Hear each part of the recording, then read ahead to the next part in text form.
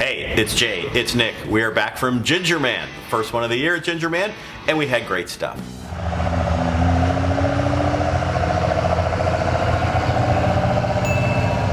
For the Hella Suite, I want to start with Spank, aka Michael Spangler, who has been with us forever and has driven all kinds of ridiculous crap. So he flew out from San Diego to co-drive this Hyundai that he sold to this unsuspecting team. It is a terrible car, and even having Spank there to resurrect it, the car did just awfully. Yeah. However, as long as he was there, I said, hey Spank, you know what? You've done like 30 Lemons races. You know all of this stuff. I don't feel like talking. You do the driver's meeting.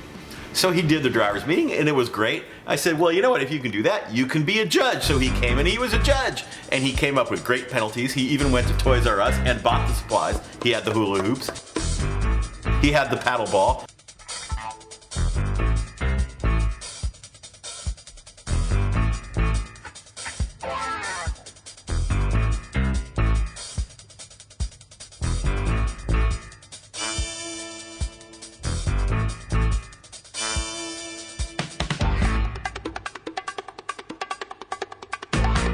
Spank, great job.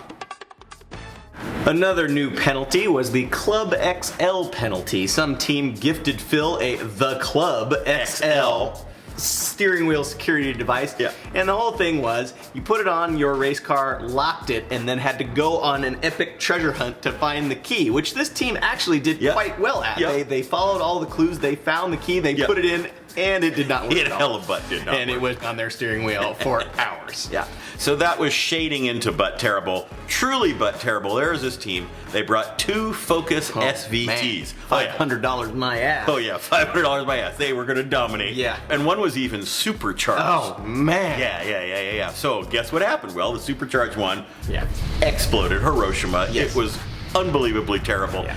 It took them all weekend to put another motor in it. They put another motor in it. Finally, at the end of the race, they went out, and that one exploded. Okay, so that was terrible. They also had a non-supercharged Focus SVT. That was their sleeper. Right. They took that thing out, rolled it about 1,000,000 times. Yeah. And I just want to say, at the risk of getting into a diatribe here, all right, so the guy who rolled the car, the driver, he comes up to me 20 minutes later, and he's all in a lather, you know, and the first thing he says to me is just, Jay, I just want to ask you a question. Let me just ask you, how interested are you in safety?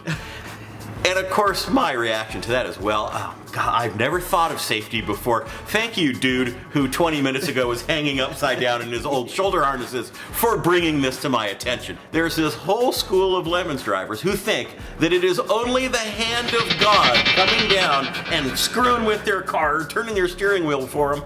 You know what? They are driving the car, he was turning the wheel, and he was pushing the pedals. This guy had 4,000 different excuses why it was everybody's fault, including God's and Yahweh's, and pick your deity, except for his. Well, you know what? God is not paying attention to Lemons. Take responsibility, people. Okay, I feel better now. I would also point out there was a totally bone stock Focus ZX3 right out of the rental car fleet. Yeah. Kicked both of their asses by 160 laps. Wait, I was wrong. There is a God. Okay, this is hella sweet.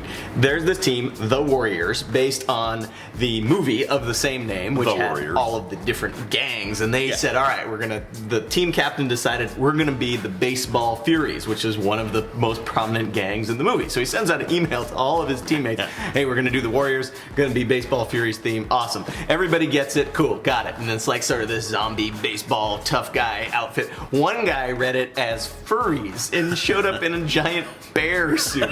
So they had 4 dudes, a tough guy baseball furies, and 1 bear. That was really good. Not good, this Jetta.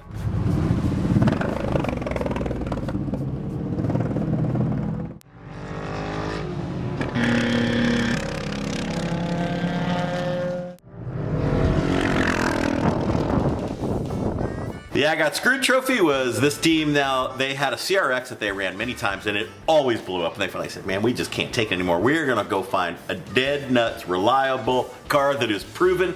Found a team that would sell them a Mustang that had run flawlessly for like 10 races.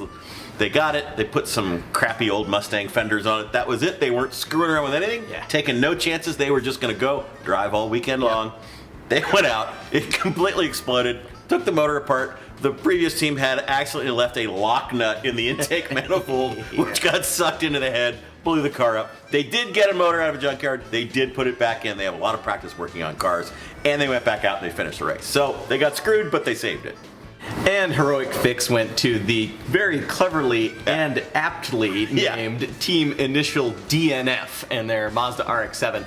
Now, like a lot of Mazda RX-7s, it was just blowing huge clouds of oil smoke, and they didn't know anything about rotaries. And in fact, kind of nobody knows anything about rotaries. And so they're asking around, and nobody, I don't know, my Apex seals, the internet said, I don't know.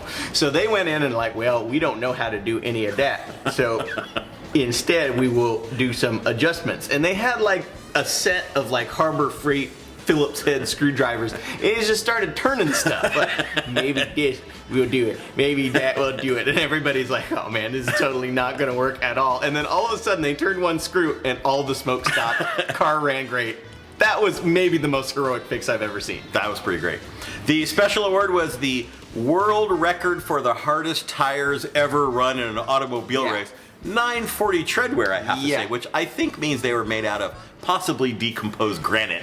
Right. These guys, and they didn't help themselves, they also had this incredibly tired old Pontiac GP. I think we've seen it once before. It is a terrible car that has done nothing. However, to make it even more exciting, they put these tires on it. They went around. The car was essentially it was a front-wheel drive car, no less. It was essentially sideways going down the main straight. But they ran all weekend, and you know what? They did not run out of tires. They were still shiny when they got out. Well, let me ask you this. Did they come in last? They did not. Did they beat those dudes in the Focus SVTs? Cream them. Parenthetically, I should just say, Eric Rude pointed out, if we couldn't have given him that award, I was going to give him the Most Michigan Award. Whoop whoop. Judge's choice went to the Circle of Jerks and their BMW E30. Now this was... Which is another great name, I have to say. It is. And this is maybe one of the most boringest E30s we've ever seen. It just had no theme at all. Judge Phil gave them all kinds of crap about it. So this time they actually made a really concerted effort to improve that. So they showed up. The BMW had been rethemed as the Deathmobile. And we see a lot of Deathmobiles. And this one was really good. And they brought some ice cream as a bribe. They promptly dropped it on the ground, and then they ate it off the ground and say, no, it's still good. It's still a good bribe. And then finally, they had a dude dressed up as the fake county inspector in the bad suit and the clipboard, I'm sorry, sir, your race is making too much noise. And we have to say, this was Sunday morning. I mean, this wasn't just in BS. Nobody knew. They actually thought we were getting shut down. Brilliant. So these guys, excellent recovery from previous boringness. Judge's choice. Oh, and they mooned everyone on the way out of the paddock when they left. So really doing it all right. Now, the organizer's choice. These guys, dumpster fire racing, these were really big time favorites of mine.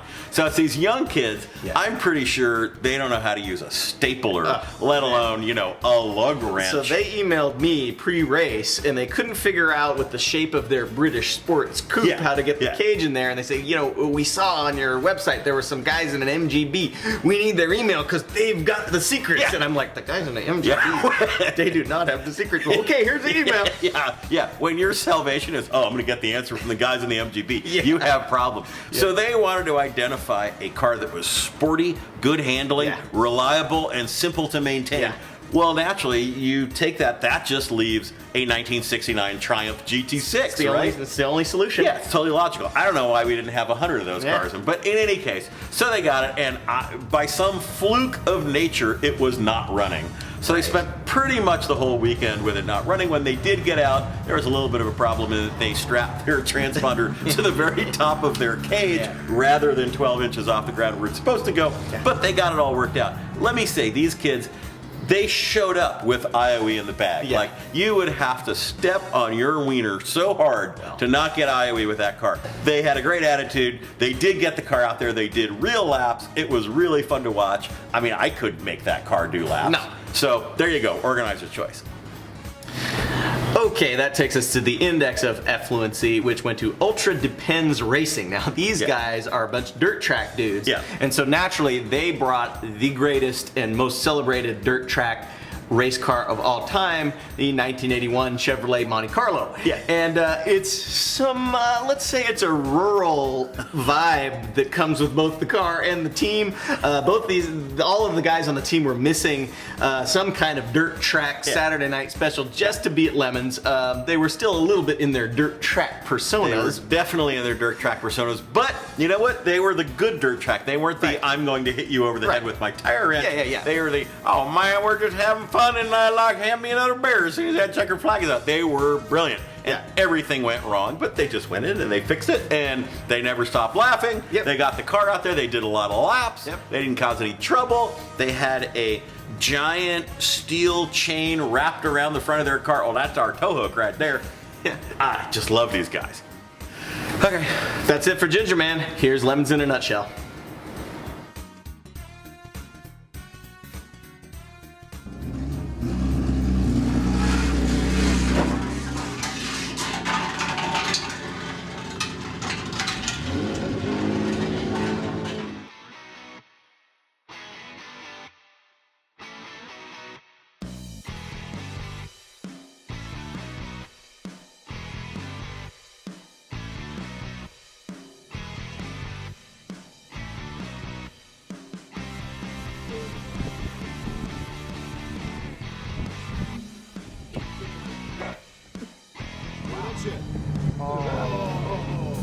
That got really hot.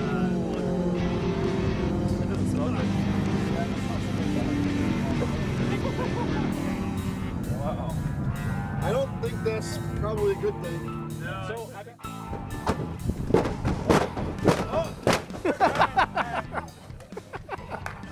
it came off the ground.